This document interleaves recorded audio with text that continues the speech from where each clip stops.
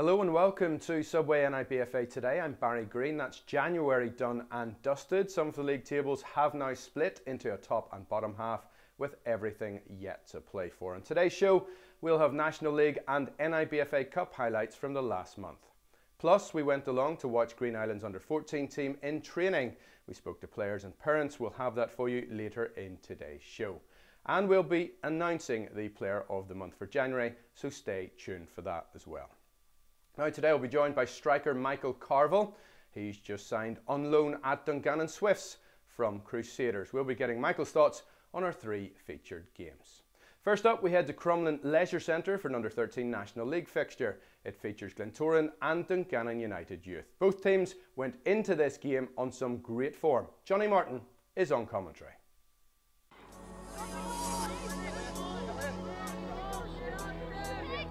Glentoran and Dungannon United Youth under-13s met at Crumlin on a cold winter's morning. Glentoran in the green and Dungannon in the yellow. It was the Glens that started brightly and attacked down the right hand side, with Rhys Little winning an early corner.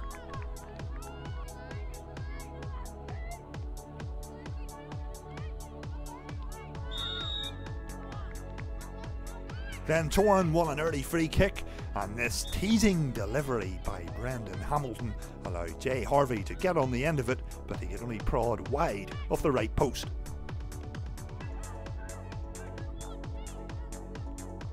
In the early stages it was all Glentoran pressure, and this powerful run down the left wing forced Dungannon goalkeeper Marcinia Martins into a clearance kick. With the game scoreless at the break, into the second half we go, and Glentoran started it brightly with a decent run down the left wing by Jude Johnson. However, he just ran the ball out of play at the wrong time. Then came the opening goal in the game, and it was Dungannon that scored it against a run of play when this flowing move found the feet of Sam Anderson, who fired powerfully into the roof of the net. 1-0 to Dungannon.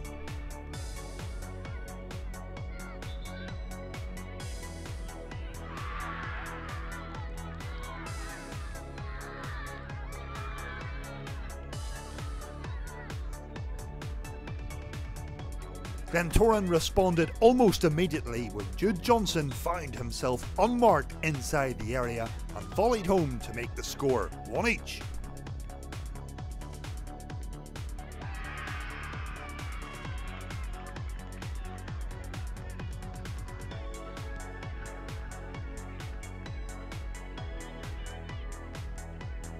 The next goal was always going to be key, and after patient build-up play, Glentoran went ahead when Jude Johnson scored at the back post from a Rhys Walsh ball into the box that Marcinia Martins couldn't quite handle. 2-1 to Glentoran now.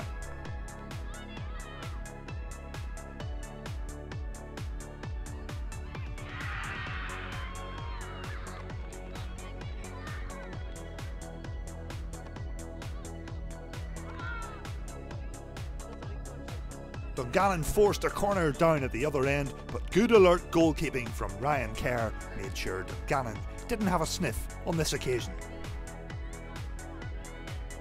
With time ticking away, Glentoran hunted for another goal. However, this Brendan Hamilton ball into the box proved a simple save for Martins in the Dungannon goal.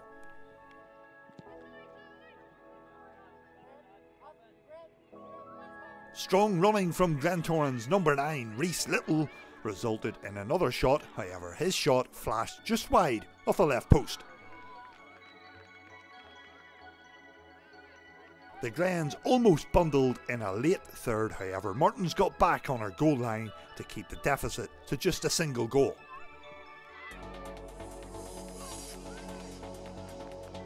This deflected pass from Killian McCandless allowed the ball to present itself to two-goal hero Jude Johnson, who almost added to his scoring tally. However, his final shot of the morning was straight into the hands of the Dungannon goalkeeper.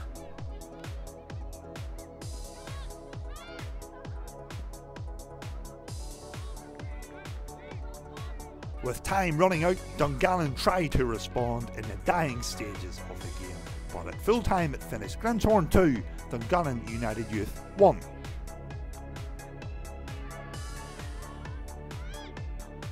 I'm delighted to say I've been joined by Michael Carville. Michael, thanks for joining us today.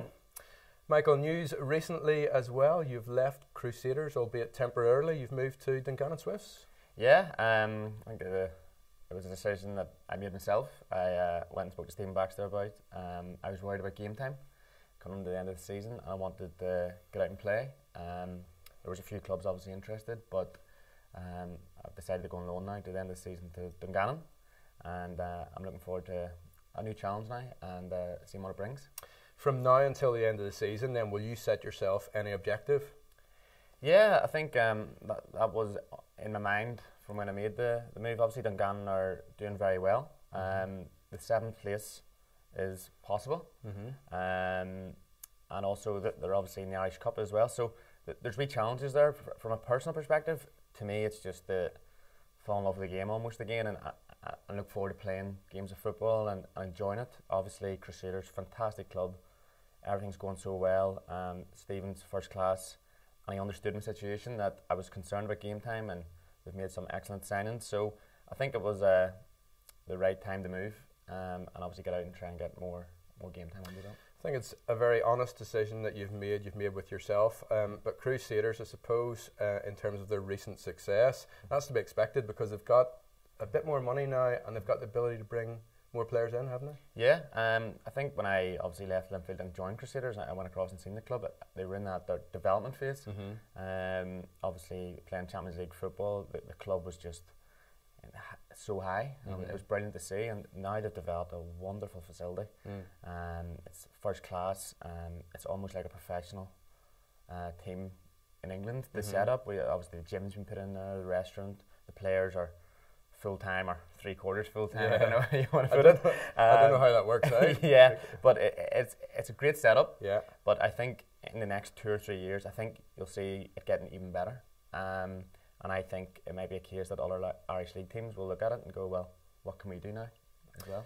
Excellent. Now, as well as playing Irish League football that you've done for a few years now, you've actually got a job with the Irish Football Association. Tell us about that.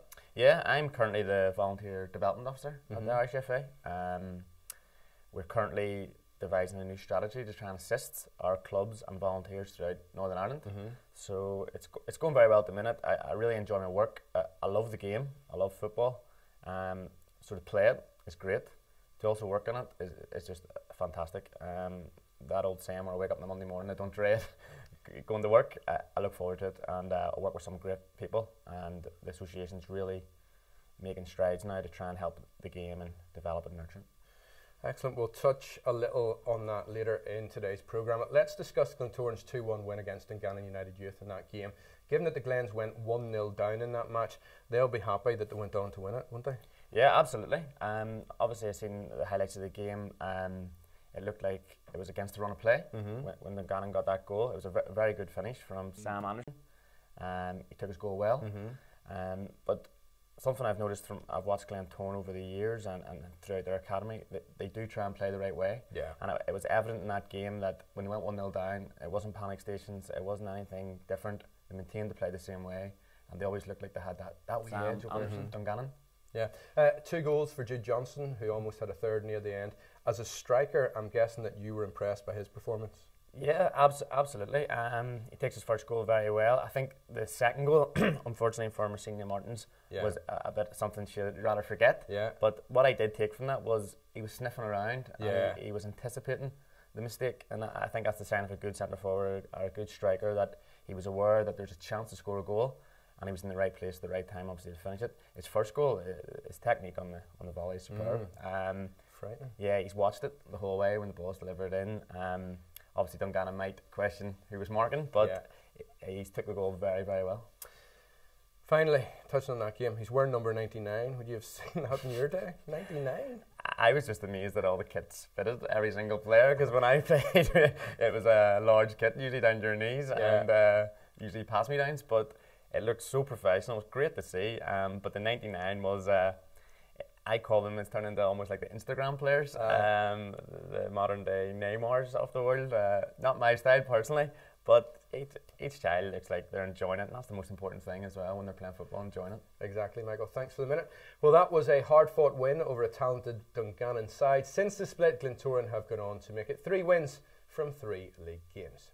For our second game, we travelled to the Dub in Belfast. This time it was an under-16 National League fixture between Rosario and Windmill Stars. We were treated to 5 goals in this one and some standout deliveries from Windmill Stars player Conor Kavanagh. Johnny Martin, watch this one.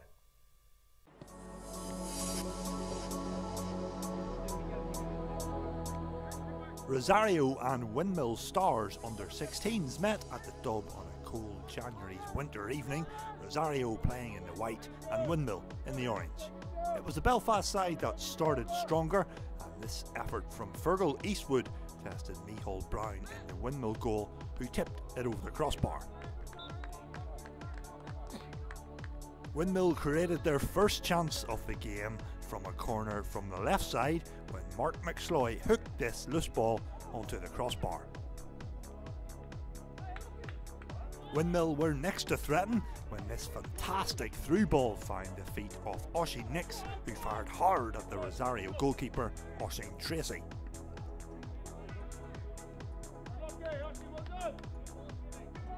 With almost 20 minutes played, Windmill played the ball out from the back, and it finally landed at the feet of the impressive Patrick Donaldson, who went very close to opening the scoring for Rosario.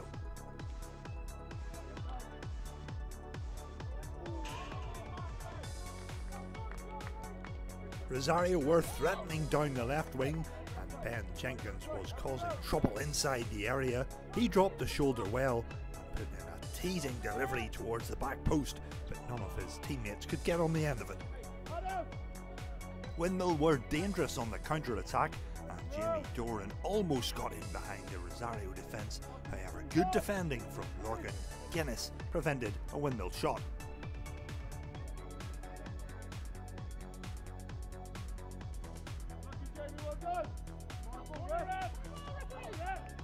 With the first half drawing towards its conclusion, Rosario nearly went ahead when this long-range strike from Patrick Donaldson almost crept in at the left post.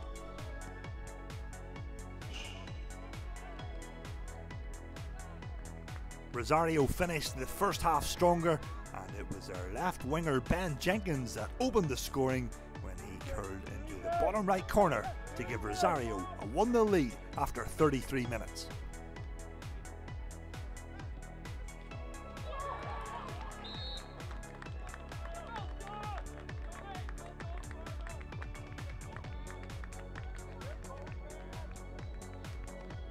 Into the second half we go with Rosario leading 1-0, and it was Windmill that almost scored soon after the restart.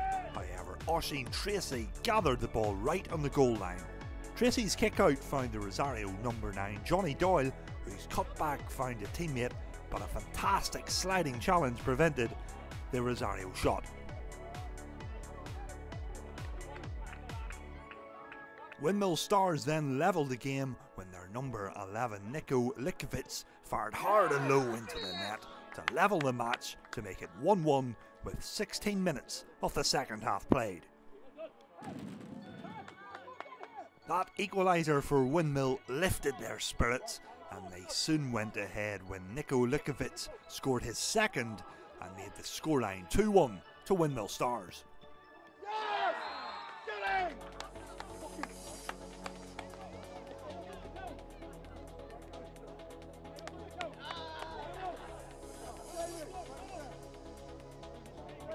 All the momentum was with Windmill at this stage, and Sean Conlon fired home at the back post with a delight-filled delivery to make the score 3-1 with only 10 minutes remaining. There was time for another goal, and Mark McSloy headed home from Conor Kavanagh's free kick to seal a 4-1 victory for Windmill Stars.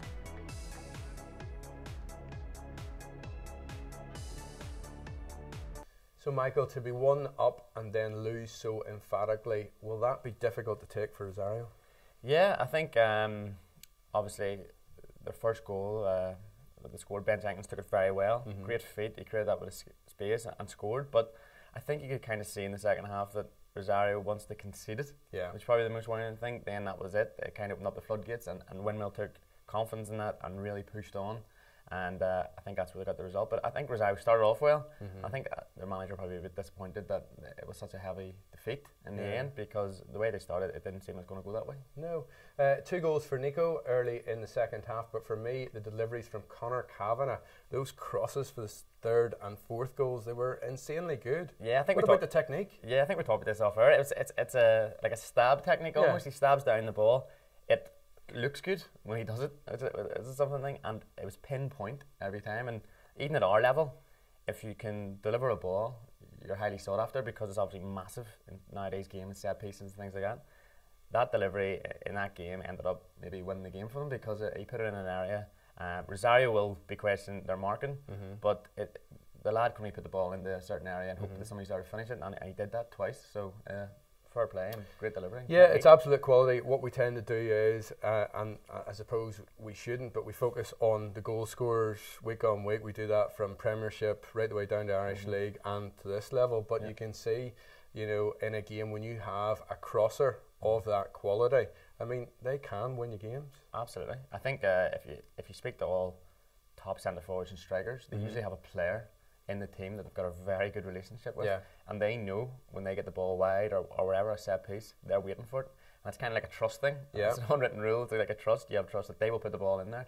You'll score the goal and you'll probably take the credit for it, but you know every week you are relying heavily on people down the ball. Probably the best example, obviously, I'll go back a bit, is David Beckham, obviously. That's Dwight York, Andy Cole, just love it, because Beck's got the ball, obviously, it was on the plate. In there. Well, for you then, at Linfield, at Crusaders, can you pick a player out who was able to do that for you? Well, I've played with some great players over the years, can deliver the ball. Probably off the top of my head. Obviously at Linfield, I would have been heavily involved in hitting corners and free kicks myself, so I knew there's pressure on me. David Cushley at Crusaders. Great left foot. His left foot is frightening. We do some shooting drills as well, and he's the type of player that can put a ball anywhere. There's a range, Paul Heatley. Then you're looking at Linfield. There was D. Kern, who had a lovely caress left foot. Aidan O'Kane. A lot of left footers, so you like the left foot delivery, did you? I always said this, and I always do still think it. I think if a left-footed player does something, it always looks technically better. There's something about it. It's nice in the eye and pleasant to watch. But no, you're 100% right. It's a skill, and I have sat and I've seen managers pulling their hair out. I can remember Dave Jeffrey shouting, "If you don't beat the front man," and Stephen Baxter's the exact same. It's a demand, and it's pressure on it as well, because games are getting so tight, especially at Irish League level now as well, that a set piece is winning the game. And the big thing you have to notice is, like, you had Winky Murphy there, loved heading the ball. Colin Coates, very similar Crusaders. Them boys want the ball delivered, and if it's not put in there, you know, I mean, you're accountable for it. Yeah, absolutely, you do. Exactly. But it's just how important it is, because games are getting very, very tight. Great, Michael. Well, Windmill Stars look like the team to catch, with the Armagh lads flying high at the top of the under-16 table. Just before our halftime team talk with Michael, here's a word from our sponsors, Subway.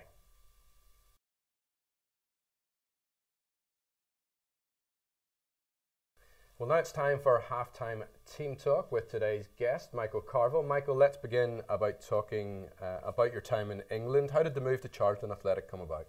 Yeah, it's interesting, obviously, looking at these NIBFA Cup games and different things. I remember I played for a very strong St Andrews team under Joe Kincaid, obviously, who brought in a lot of good players at the time, and I was quite lucky that our team was like unbeaten maybe for a long period of time, and I got a lot of attention from scouts. I travelled across England numerous times, different clubs, and I ended up settling with Charlton Athletic, who were in the Premiership when I signed. I remember they made me feel very welcome, and it was a big, massive step for, I wouldn't say a country boy, but I'm from Saintfield, but it's a lot different than going into London. I was 16 years of age.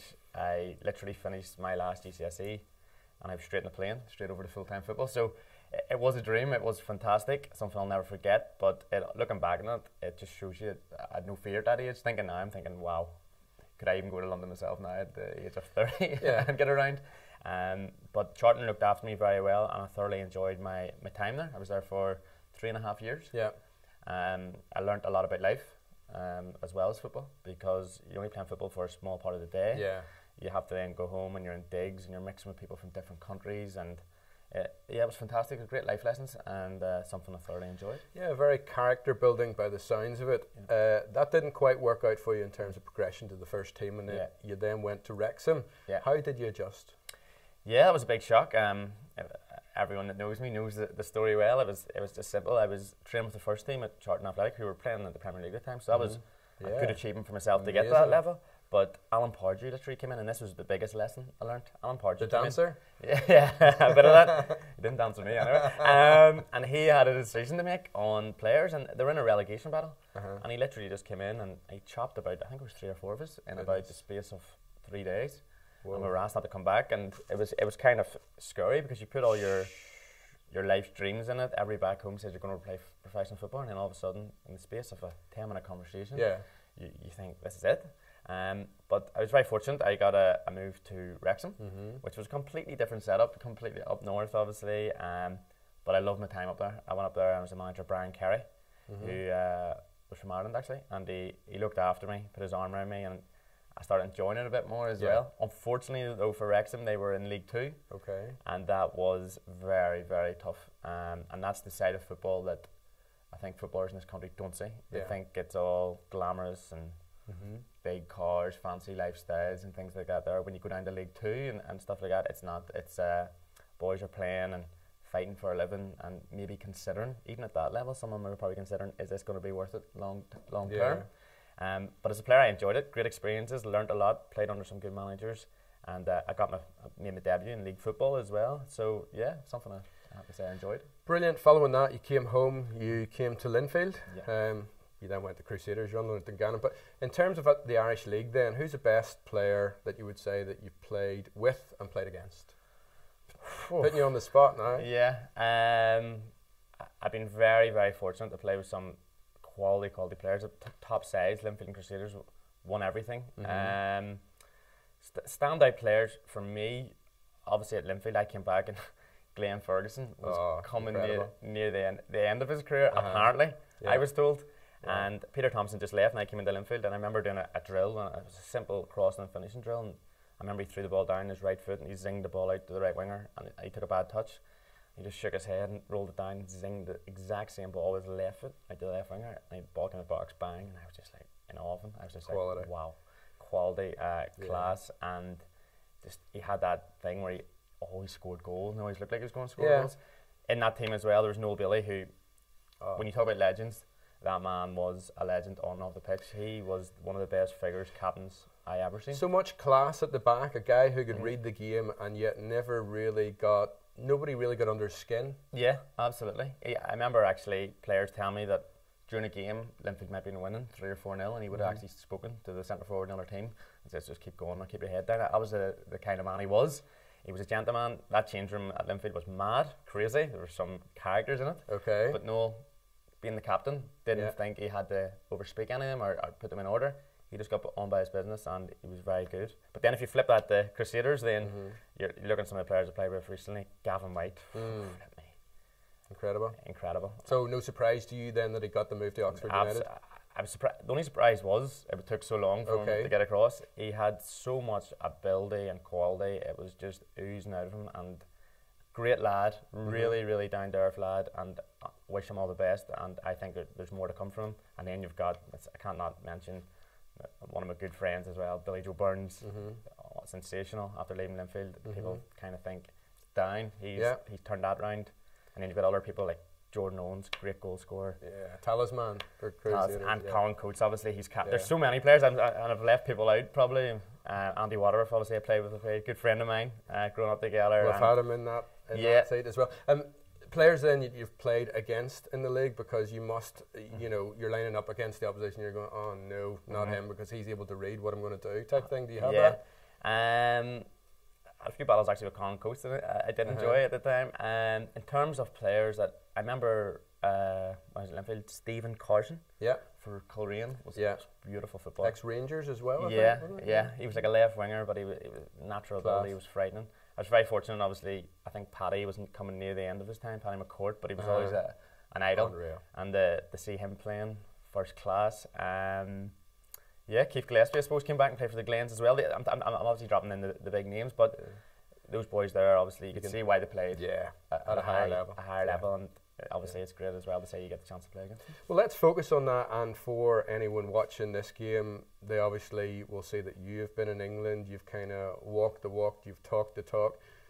What advice would you have for young players wanting to make it in the game, and given that you're still involved with youth team coaching as well, aren't you? Yeah.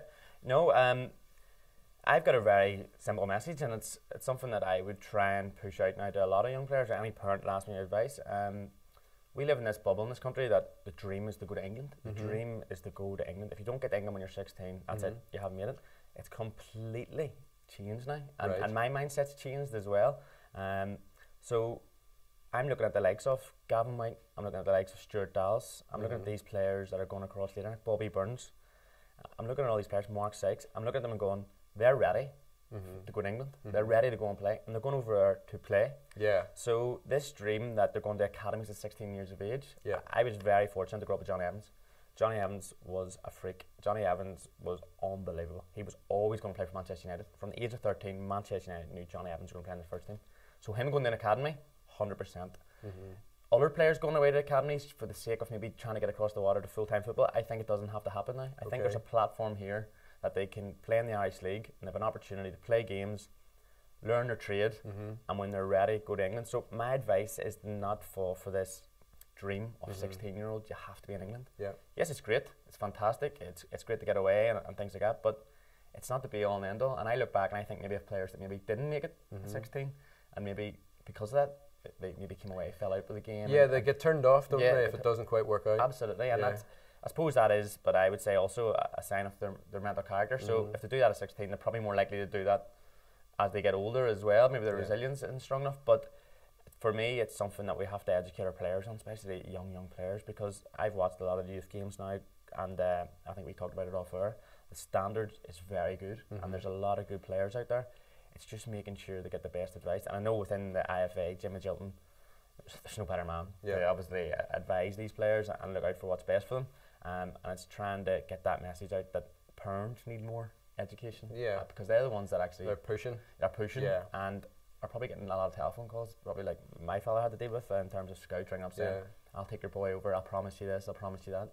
When really, nobody can promise a 13-year-old, a 14-year-old anything. Exactly. Do you know what I mean? There's a lot of development to go, and there's a lot of ups and downs, but it's just that wee bit of advice that don't panic. If you haven't made it when you're 16, you're still light at the end of the tunnel. Yeah.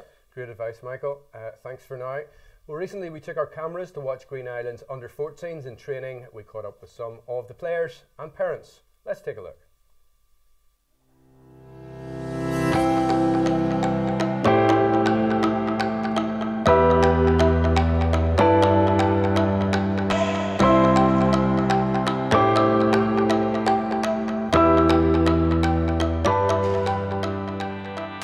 Proud month for you as a coach of Jack. What's he like as a player? Every manager's dream. He's excellent footballer, physical qualities, technical qualities, his mentality super, his attitude towards his training, towards his teammates. He's manager's dream, like I say. He's been the captain of this football team since he was under 10, and to me, no matter how far he goes in football, he'll always be a leader in the dressing room. Just his approach to the game is excellent.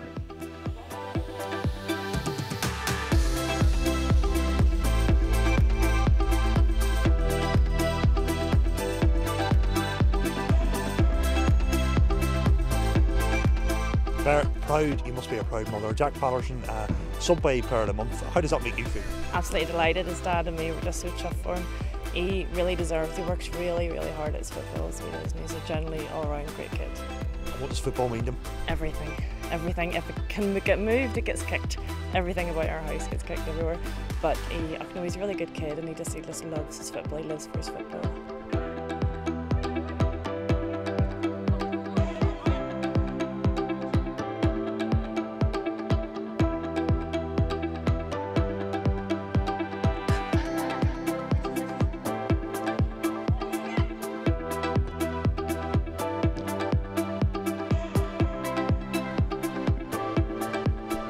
Jack, congratulations, Subway Player of the Month. How's that feel? It's good. It's a great achievement to be able to win that for all age groups. And tell us about the last month. Why was it so special for you? obviously winning this award and winning our games in that month, playing well as a team. Like, couldn't have done it without them boys behind me over there, keeping me playing well with them.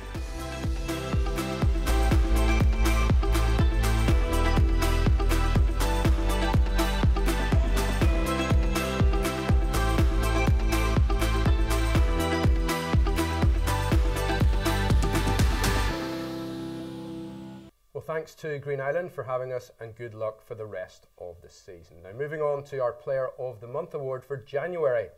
This month, from a short list of 3, the panel chose Craigavon City's João Guzmão as the Subway Player of the Month. João has already passed the 50-goal mark for City in the Mid-Ulster Youth League. Quite an incredible achievement. An NIBFA representative will be in touch shortly to present you with your awards. Well done again to João. Now it's time for our final match this month that features João Guzmão, as he and his under-14 Craigavon City teammates took on Glentoran in the NIBFA Cup. This turned out to be an epic encounter with goals galore. Let's see who came out on top.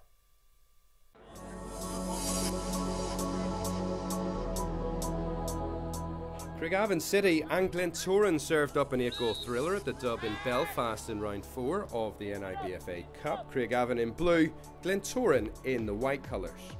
Both teams have been flying in their respective domestic leagues, but it was Craigavon who went in front inside the opening 30 seconds. Declan McDowell's through ball was diverted into João Guzmão's path. The informed Craigavon striker made no mistake to make it 1-0.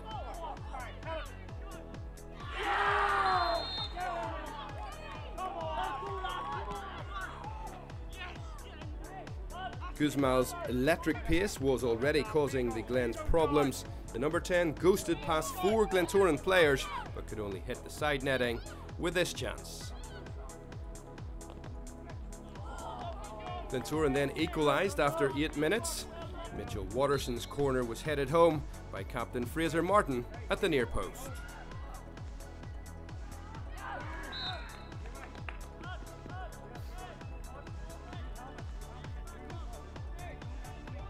The Belfast side almost went in front moments later. Mason Munn's clearance caught out City's defenders. Callum Carlton's effort was brilliantly kept out by Tony Wroblewski. Jake Scott was next to set up Carlton. Cutting back onto his preferred left foot, he fired over after 15 minutes. The Glens' pressure was growing. Watterson's corner was initially met by Martin, and when the ball reached Watterson for a second time, it wound its way to Robbie Orr, who rifled home expertly to make it 2-1 to Glentoran.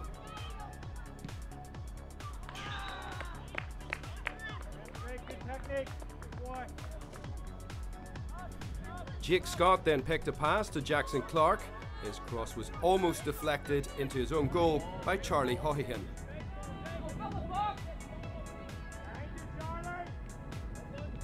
Guzmão continued to threaten at the other end, although the diminutive striker might have squared the ball on this particular occasion. From the resultant McDowell corner, João Guzmão headed goalwards, and his brother Elvio Guzmão got the final touch to make it 2 apiece.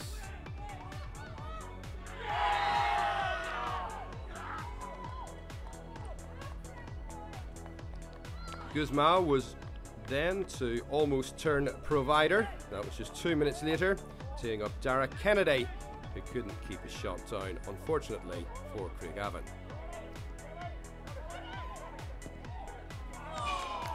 A poor Mason Munn goal kick nearly gifted City a 3rd goal. Murphy lost possession. João Guzmão latched onto the ball and watched on as his shot smashed the Glens crossbar with a shot. On the stroke of half-time, Glentoran went back in front. Callum Carlton started and finished the move for his first of the afternoon. That was a tough pill to swallow for a gutsy Craigavon.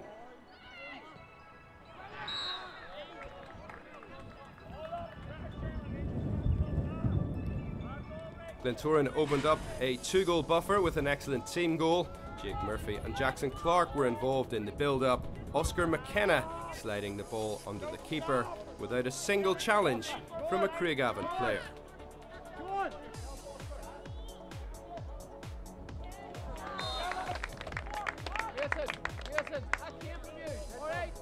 City's response though was first class. João Guzmão trapped the ball on the halfway line before flicking it over his marker, Jimmy Phillips. And what about this for a finish?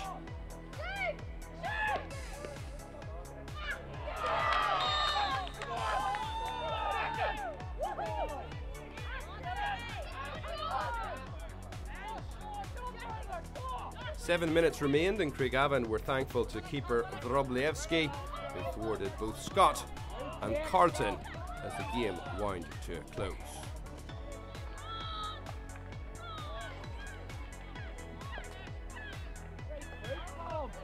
Glentoran did go on to score a fifth goal.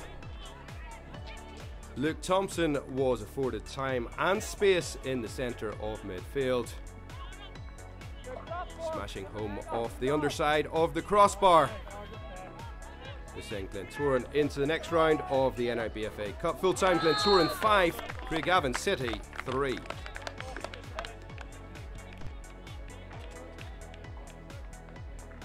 So Michael, a 5-3 win for Glentoran in the end, but credit must go to Craigavon from the Mid-Ulster Youth League, who had a standout performer in João Guzmão. Incredible. Yeah, I'd love to see it in real life because his pace there at one stage in that game was absolutely frightening. I think he was a good 10 yards, I'd say, behind the ball, and he's knocked it past and he's caught it, and he just looks dangerous. He's exactly what every football fan wants to see playing up front. He's that classic R9 build, powerful, strong, and no, he obviously looks like he's got a future in the game, hopefully. But what I liked about him was he had that pace, but I think there was a clip we seen there in the game that he had the vision to get his head up, and slide something else in as well. Did, number 6. Yeah, which is a good appreciation as well for the game as well. So that's good to see. Well, I was actually at the game. I was pre-warned beforehand to look out for him. He didn't let me down. The pace was absolutely frightening that he has. In terms of the goal, you didn't quite see it on camera, but he actually controlled the goal that he chipped the keeper. He got the defender up in tight behind him. He flicked it over them both because he backed himself to win it. Yeah. And then he ends up dinking over the goalkeeper. I mean, it takes some confidence for a young 13-year-old lad to do that, doesn't it? Yeah, absolutely. I think a big thing, as you said, there is the pace. He backs himself, so he knows no matter what, he'll always get himself out of that situation because he's a lot faster. But usually what I found growing up, sometimes the fastest players struggle with technique, but he showed there when he did that and he got in behind, he had so much composure and technique just to lift the ball casually over the goalkeeper. It was actually great to see. Even looking back to when I was playing at that level, I don't know if I would have just obviously tried to score, but he had that will to a wee scoop. Obviously Lionel Messi is obviously the master at. But no, it was fantastic, and it's great to see that confidence as well. And that's something I noticed. Obviously Glentoran are a National League side. Craigavon Mid-Ulster League. Probably a lot of friends and local boys playing and enjoying their football. But they'll probably say one day we get to play with João Guzmão. Do you know what I mean? And they looked like they were enjoying the experience as well. But also then, I suppose you have to give credit to Glentoran. They won it. Yeah, they still won the game up playing against them, and they did well. But no, it was a great game and very entertaining. Let's pick out a couple of the Glentoran players and a couple of the goal smashers as well. Yeah, fantastic. I think it was Robbie Orr who struck the ball with his left foot into the box. Great strike, great technique, and he looked composed. He had a nice way about him when he struck the ball. But watching the Glentoran team, I think I said this earlier on in the show about the younger age group. They have a way of playing, and it's instilled in them, and they don't seem to panic. And I think one of the goals that we've seen there, the goalkeeper passed the ball out from the back. And obviously I think it led to a goal or a goal scoring opportunity for Craigavon, but it was great to see because they're trying to play the right way, they're trying to play from the back, and the goalkeeper wasn't, I wasn't at the game, but I didn't hear anybody yelling at the goalkeeper, don't do that, or anything like that. They're trying to play the right way and play through the thirds, and it was great to see. And they've got a nice brand and style of play about them, and their players seem to buy into it as well. They do. They can all be trusted in possession.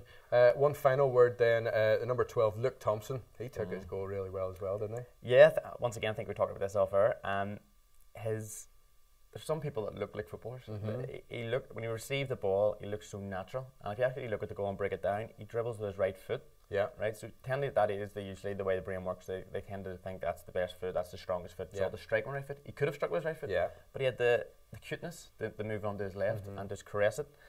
Lovely finish, and he ran away. But no, I was very impressed with him, and he once again a nice technical player in the eye.